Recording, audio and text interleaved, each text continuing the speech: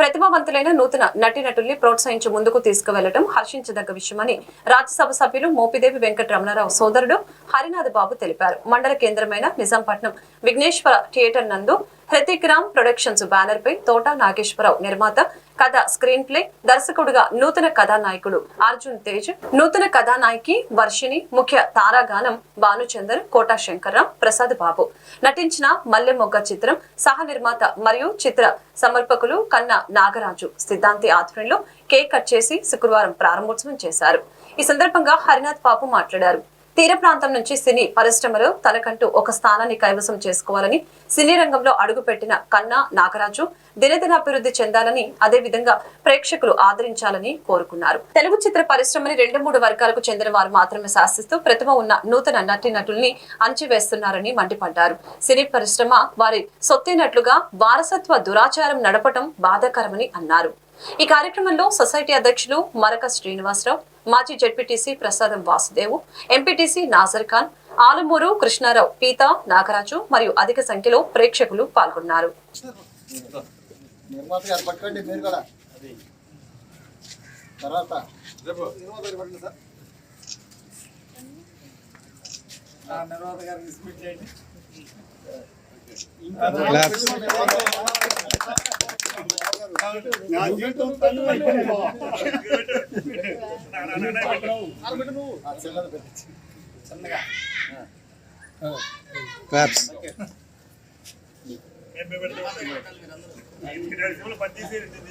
Claps కొట్టండి.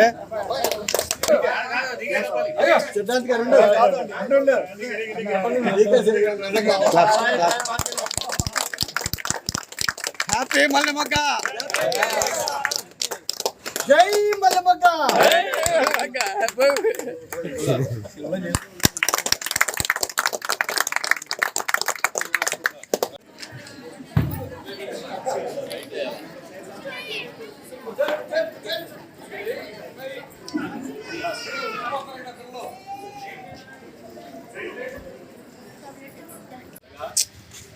ఇరవై సంవత్సరాల నుంచి సినిమా ఆర్టిస్ట్ కావాలని పడ్డాను.